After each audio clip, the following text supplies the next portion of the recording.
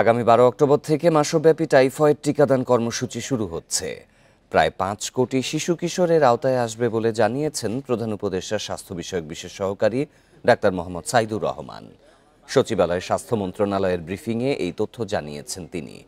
বলেন, অনলাইনের পাশাপাশি জন্ম সনদ ছাড়া ম্যানুয়াল পদ্ধতিতেও এই টিকার জন্য রেজিস্ট্রেশন করা যাবে।